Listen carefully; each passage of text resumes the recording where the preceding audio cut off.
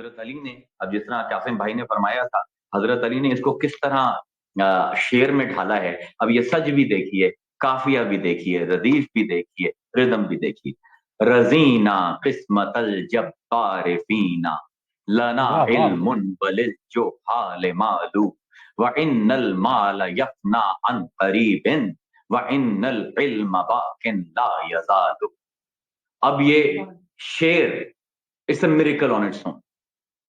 رزینا، ہم راضی ہو گئے، جمع کا صیغہ ہے.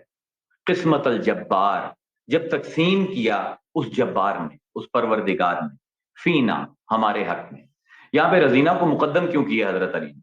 یعنی ایک اشارہ دے رہے ہیں، کیونکہ حضرت علی کا جب نام آتا ہے تو حکمت، بلاغت، فصاحت، سخن سب کچھ سامنے کھل جاتا ہے. یعنی ہم نے راضی ہی ہونا تھا، وہ جیسی بھی تقسیم کر دیتا، اس لیے مقدم ہے رزینہ. لیکن اس نے جو تقسیم کی ہم اس سے بہت راضی ہیں. کیوں؟ رضینا قسمت الجبار فینا لنا علم وللجہال مالو، کہ اللہ نے ہماری قسمت میں علم لکھ دیا اور جاہلوں کو مال بانٹ دیا. اللہ نے یہ تقسیم کی اور ہم اس تقسیم سے خوش ہیں. رضینا قسمت الجبار فینا لنا علم وللجہال مالو وان العلم یفنا عن قریب وَإِنَّ الْمَالَ يَفْنَى عَنْ قَرِيبٍ وَإِنَّ الْعِلْمَ بَاقٍ لَا يَزَالُ. یہ روانی جو ہے آپ کو حضرت علی کے علاوہ بہت کم شعراء میں. تو یہاں پر ادراک اور اظہار جب ہم قد ہوتا ہے تو یہ روانیاں آتی. تو فرماتے ہیں کہ وَإِنَّ الْمَالَ يَفْنَى عَنْ قَرِيبٍ.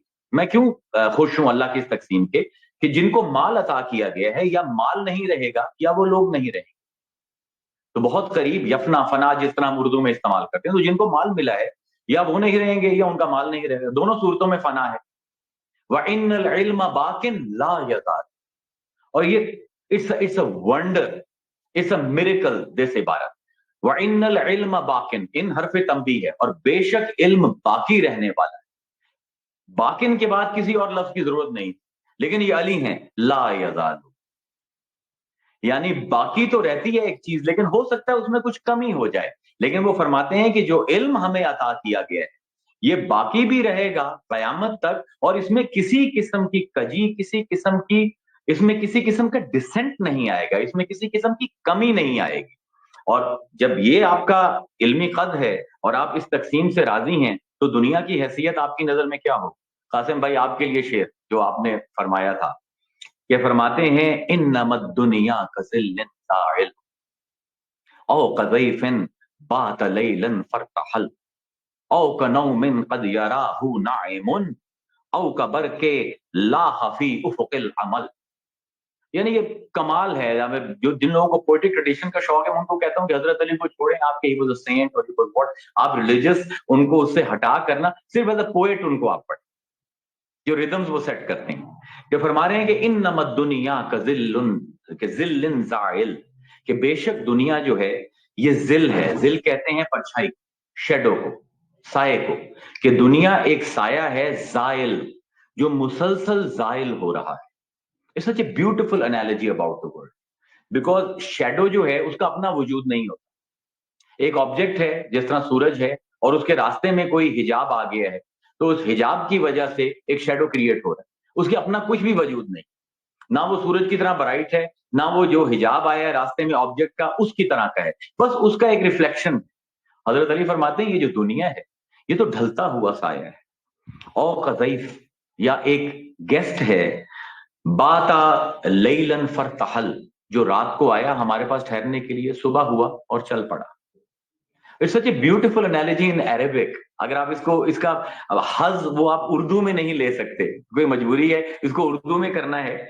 تو فرماتے ہیں کہ دنیا جو ہے ایک ڈھلتا ہوا سایہ ہے، اور یہ ایسا مہمان ہے کہ جو رات کو آتا ہے اور صبح سویرے ہی چلا جاتا ہے. او کنوم قد یراہ نائم، یا پھر ایسا خواب ہے جو سونے والا دیکھتا ہے. او کبرکن لاح فی افق العمل، this is once again a miracle. یا پھر وہ ایک برق کی مانند ہے، جس طرح بجلی کونتی ہے. فی افق العمل، افق از ہورائزن، عمل از امید.